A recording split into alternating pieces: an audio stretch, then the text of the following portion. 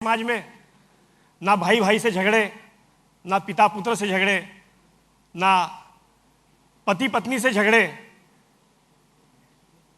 तो मेरी आमदनी का क्या होगा।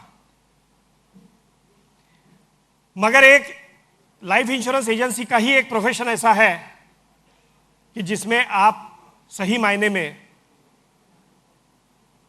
सभी लोगों को दीर्घायु रोग्य जो है उसकी हर बार याचना करते हो। सभी लोग स्वस्थ रहे, मेरे बीमा धारक जो है वो ज्यादा से ज्यादा उम्र 80, 90, 100 तक जिए। इसमें खैर आपका भी थोड़ा स्वार्थ हो सकता है, क्योंकि अगर हमारा बीमा धारक का मृत्यु हो तो हमारी आगे आमदनी जो कमीशन के रूप में आती है वो बंद हो जाती है। मगर यह स्वार्थ होने के बावजूद बड़ा परमार्थ भी है कि हम हमारे जो सारे क्लाइंट्स हैं उनके अच्छाई का सोचते हैं, और इसीलिए मैं ये कहता हूं कि ये इंश्योरेंस एजेंसी का जो प्रोफेशन है वो बहुत ही नोबल प्रोफेशन है। तो ये प्रोफेशन में आने के लिए मैं आप सबको बधाई देना चाहता हूं। कोई भी काम जब हम करते हैं तो कठिनाई आती है। शुरू में जब आपने एजेंसी ली होगी तो आपके जीवन में भी ये लाइफ इंश्योरेंस एजेंसी के प्रोफेशन में भी कठिनाई आई होगी। जिसको भी पूछे उसने कहा होगा नहीं मुझे बीमा नहीं लेना है, कोई ना कोई वजह देके उसने आपको ना कहा होगा। आज क्या पैसे नहीं है, कल क्या मेरे पास पहले ही बहुत बीमा है, परसों क्या मेरा भाई एजेंट है, मैं तुमसे कैसे बीमा लूं। ऐसी कई कठिनाइयां आती है। मगर दोस्तों इन कठिनाइयों से आपने उनको पीछे छोड़ दिया है। आज की तारीख में आप एक इनक्रेडिबल लाइफ के तरफ जा रहे हो, एक अतुलनीय जीवन आपका आगे आने वाला है। और कठिनाइयां जो है, बिना कठिनाइयों से अपनी जिंदगी जो है उसमें कोई मजा नहीं आता है। और जहां तक कठिनाइयों का सवाल है, मैं तो ये कहूंगा कि आप जरा सोचिए कि भगवान श्री कृष्ण का जब जन्म हुआ तो कितनी सारी कठिनाइयां थी।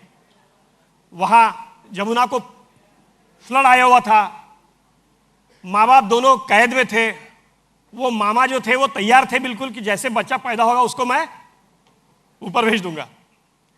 और इतनी सारी कठिनाइयों के बावजूद जो भगवान श्री कृष्ण का जन्म हुआ उसने इतिहास रचा।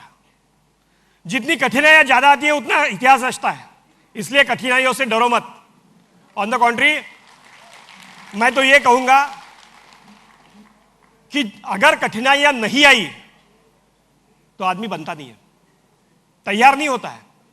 और इसीलिए ये कठिनाइयों का सामना करना सीखो और उसी में आपका जीवन जो है वो एक सफल जीवन बनेगा।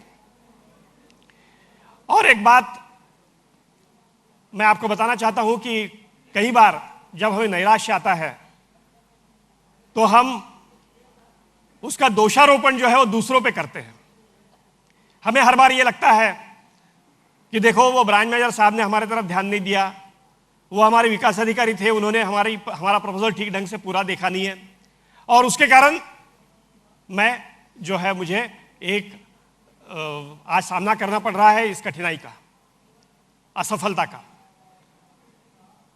मगर दोस्तों दूसरों के ऊपर अपना दोषारोपण करना गलत है। हमें खुद को प्रोफेशनल बनना होगा, हमें खुद को यह देखना होगा कि कुछ भी हो उसके लिए मैं खुद जिम्मेदार हूं, दूसरा कोई जिम्मेदार नहीं है। जब महाभारत की समाप्ति हुई तो भगवान श्री कृष्ण कुंती और गांधारी से मिलने गए। कुंती तो उनकी फूफी थी, कुंती ने उन्हें आशीर्वाद दिया, और बाद में जब गांधारी से मिलने गए तो गांधारी ने कहा कि तुम तो खुद भगवान हो, तुम्हें पूरा पता था, तुम अगर चाहते तो ये पूरा युद्ध जो है वो रोक सकते थे। एक मां को अपना अगर एक बेटा खो गया तो उसको कितना दुख होता है, ये तुम्हें मालूम है, मगर तुमने तो मेरे सारे 100 के 100 पुत्र मुझे खो दिए, और अगर आप चाहते थे तो ये सब आप रोक सकते थे। इन सारी चीजों के लिए भगवान तुम खुद जिम्मेदार हो। भगवान श्री कृष्ण ने सब सुन लिया और गांधारी से कहा कि गांधारी, मैं तो तुम्हारी मन की जो स्थिति है उसको समझ सकता हूं, जिसने 100 पुत्र खो दिए हो, मगर इन सब चीजों के लिए मैं जिम्मेदार हूं, ये आपका विधान जो है वो मुझे मान्य नहीं। मैं ये कहूंगा कि इसके लिए तुम खुद जिम्मेदार हो।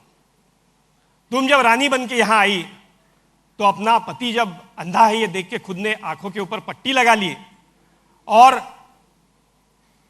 उसका नतीजा ये हुआ कि तुम्हारे जो 100 पुत्र थे वो क्या कर रहे हैं, किसकी कंपनी में है, क्या अच्छी शिक्षा वो पा रहे हैं कि नहीं, इन सब चीजों की तरफ तुम्हें कोई दृष्टि नहीं थी, तुम्हारी नजर नहीं थी।